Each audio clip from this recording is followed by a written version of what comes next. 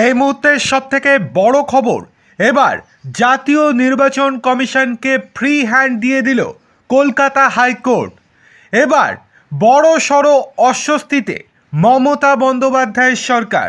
কি হয়েছে চলুন বিস্তারিত দেখে নেওয়া যাক। তার আগে আপনাদের কাছে অনুরোধ, ভিডিওটি ভালো লেগে থাকলে লাইক, কমেন্ট, শেয়ার এবং সাবস্ক্রাইব করতে একদম ভুলবেন না।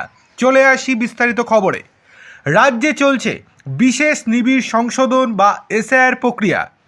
এসআইআরের নথি হিসেবে ওবিসি শংসাপত্র ব্যবহার করা হচ্ছে। এই নিয়ে সম্প্রতি মামলা দায়ের হয়েছিল কলকাতা হাইকোর্টে। এসআইআর প্রক্রিয়ায় বাতিল হওয়া ওবিসি শংসাপত্রের ব্যবহার বন্ধ হোক, এই আর্জি জানিয়ে মামলা দায়ের হয় রাজ্যের সর্বোচ্চ আদালতে। এই দিন সেই সংক্রান্ত মামলাতে বড় সিদ্ধান্ত নিয়ে নিল হাইকোর্ট। ওবিসি সার্টিফিকেট নিয়ে সমস্ত সিদ্ধান্ত নেবে নির্বাচন কমিশন। নির্বাচন কমিশন চাইলে ওবিসি শংসাপত্র বাতিল করে দিতে পারে, পরিষ্কার জানিয়ে দিল হাইকোর্ট। আদালত জানালো, এসআইআরের নথি হিসেবে ওবিসি শংসাপত্র গ্রহণযোগ্যতা পাবে কিনা সেই সিদ্ধান্ত জাতীয় নির্বাচন কমিশন নিক। কমিশনকে বিচারপতি কৃষ্ণা রাওয়ের নির্দেশ, আগামী 7 দিনের মধ্যে উপযুক্ত কারণ দেখিয়ে বাতিল হয়ে যাওয়া ওবিসি শংসাপত্র গ্রহণযোগ্য কিনা তার সিদ্ধান্ত জানাতে হবে। মামলাকারীর দাবি, 2010 সালের পর থেকে রাজ্যের ওবিসি সার্টিফিকেট বাতিল হয়েছে।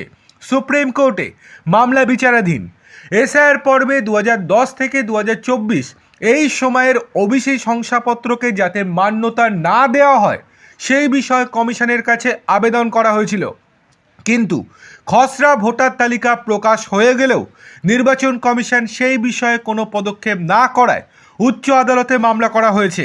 তিনি বলেন, গত বছর 22শে মে হাইকোর্ট 2010 সালের পর থেকে তৈরি সমস্ত ওবিসি সার্টিফিকেট বাতিল করে দিয়ে আদালত জানিয়েছিল ওই সব সার্টিফিকেট ভবিষ্যতে আর কোথাও ব্যবহার করা যাবে না। তাই সেই নথি যাতে এসআইআর প্রক্রিয়াতেও ব্যবহার না করা হয় তা নিশ্চিত করা হোক। অন্যদিকে নির্বাচন কমিশনের তরফ থেকে আদালতে জানানো হয়েছে, যদি ভুয়ো শংসাপত্র ব্যবহার করা হয় এবং ওবিসি শংসাপত্র ব্যবহার করা হয় এসআইআর প্রক্রিয়াতে, তাহলে তারা যথোপযুক্ত পদক্ষেপ নেবে। সুতরাং আরও যে বাদ যেতে পারে নামের লিস্ট, সেটা আর বলার অপেক্ষা রাখে না এরপর। আর এতে করে চাপ বাড়তে চলেছে মমতা বন্দ্যোপাধ্যায়ের সরকারের।